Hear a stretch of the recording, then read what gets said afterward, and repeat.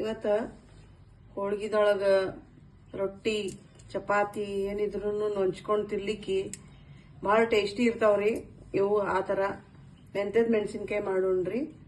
ಇಲ್ಲಿ ನಾ ಒಂದು ಅರ್ಧ ಕೆಜಿ ಮೇಲೆ ಒಂದು ಸ್ವಲ್ಪ ಮೆಣಸಿನ್ಕಾಯಿ ತೊಗೊಂಡೀನ್ರಿ. ಇವು ತೊಳೆದು ಒರೆಸಿ ಇದು ಮಾಡಿ ಇಟ್ಕೊಂಡಿದ್ದದಾವ. ಇವು ಮಾಡ್ಲಿಕ್ಕೆ ಏನೇನು ಮಸಾಲೆ ಬೇಕಂತ ಹೇಳಿ ನೋಡೋಣ ಬರ್ರಿ. ನೋಡ್ರಿ, ಮೆಂತ್ಯ, ಜೀರಿಗೆ, ಧನಿಯಾ, ಇವು ಹವೇಜ್ ಅಂತಾರಲ್ಲ ಅದು, ಚುಮ್ಮುರಿ. ಇವು ಮೆಂತ್ಯ 3 ಸ್ಪೂನ್ ಹಾಕೋಬೇಕು. ಇವು ಚಲೋ ಕೆಂಪು ಆಗುತ್ತನ ಹುರ್ಕೋಬೇಕು. ಉರಿ ಸಣ್ಣಿಟ್ಟು ಹುರ್ಕೋಬೇಕು. ಸಿಮ್ ಇಡಬೇಕು ಗ್ಯಾಸ್. ಒಂಬಣ್ಣ ಚಲೋ ಕೆಂಪಾಗುತ್ತನ ಹುರ್ಕೋಬೇಕು. ಅಂದ್ರೆ ರುಚಿ ಟೇಸ್ಟ್ ಚಲೋ ಬರ್ತದೆ ಅದ್ರದ್ದು.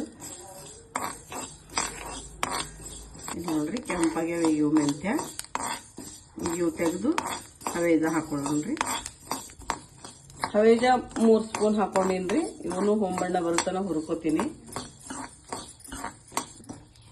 ಜೀರಿಗೆನು 3 ಸ್ಪೂನ್ ಹಾಕಿನ್ರಿ. ಎಲ್ಲ ಮಿಕ್ಸಿಗೆ ಹಾಕೋಬೇಕ್ರಿ. ಈ ಥರ ಆಗಿದೆ ಇದು ಪೌಡರ್. ಇದು ಒಂದು ಪಾತ್ರೆಗೆ ತಕ್ಕೋಬೇಕು.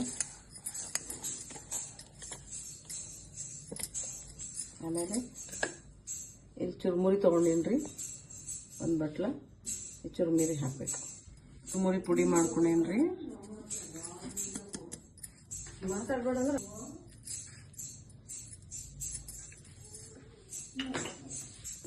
ಅರಿಶಿನ ಪುಡಿ ಹಾಕೋಬೇಕು.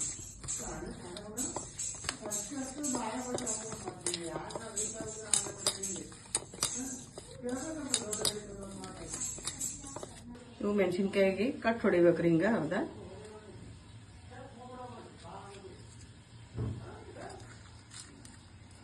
ಮಾಡಿ ಮಾಡಿ ಹಿಂಗೆ ನೀರಾಗ ಹಾಕ್ಬೇಕ. ನೀರಾಗ ಹಾಕಿದ್ರ ಅವು ಬಾಯಿ ಜಲ್ದಿ ಬಿಸ್ತಾವ.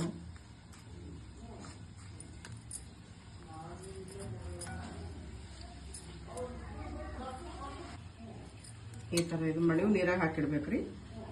ಈಗ ಇದಕ್ಕೆ ಮೊಸರು ಹಾಕ್ಬೇಕ್ರಿ. ಆಲ್ಮೋಸ್ಟ್ ಒಂದು 1/2 ಲೀಟರ್ ಮೊಸರು ಹಿಡಿತದ. ಗಟ್ಟಿ ಮೊಸರು ಇರಬೇಕು.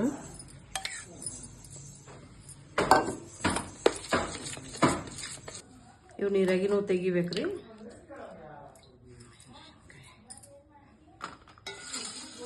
ಈಗ ನೋಡ್ರಿ, ಇದು ಹಿಂಗೆ ಬಾಯಿ ಬಿಸ್ತಾವ ನೀರಾಗ ಹಾಕಿದ್ರ. ಈಗ ಈ ಥರ ಆಗ್ತಾವ. ಈಗ ಇದಕ್ಕೆ ತುಂಬಬೇಕು.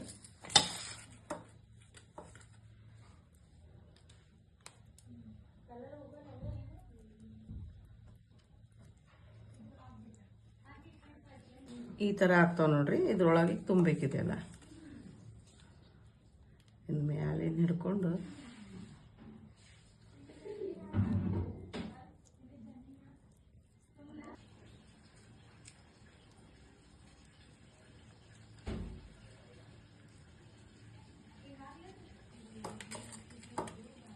ನೀವು ಒಂದೊಂದು ಮೆಣಸಿನ್ಕಾಯಿ ಖಾರ ಇರ್ತಾವ.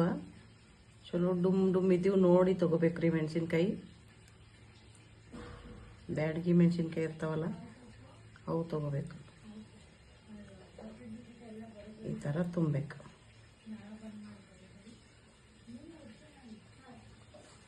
ತುಂಬಿ ತುಂಬಿ ಹಿಂಗಿಡ್ಬೇಕೆಲ್ಲ.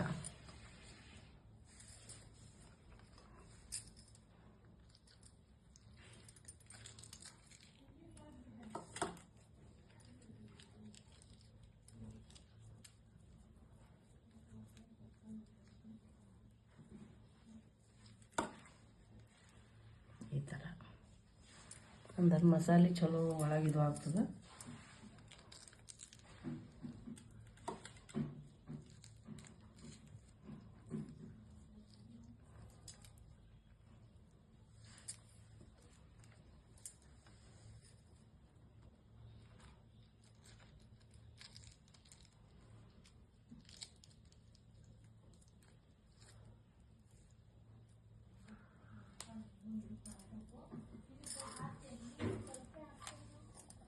ಈಗ ಬಿಸಿಲಾಗ 4-5 ದಿವಸ ಚಲೋ ಒಣಗಿಸ್ಬೇಕು.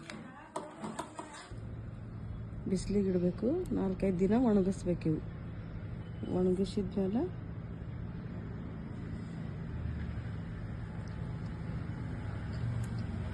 ಕೊಂಡು ಇದು ಮಾಡಿದ್ಮೇಲೆ ಒಣಗಿದ್ಮೇಲೆ ಎಣ್ಣೆ ಕರೆದು ತಿನ್ನಬೇಕು. ಹೋಳಿಗೆ ಜೊತೆ ರೊಟ್ಟಿ ಜೊತೆ ಅದು ತಿನ್ಲಿಕ್ಕೆ ಚಲೋ ಆಗ್ತದೆ. ಯಾರು ನನ್ನ ಚಾನಲಿಗೆ ಹೊಸವ್ರಿದ್ರಿ ಲೈಕ್ ಮಾಡಿರಿ, ಶೇರ್ ಮಾಡಿರಿ, ಸಬ್ಸ್ಕ್ರೈಬ್ ಮಾಡಿರಿ. Thank you for the watch.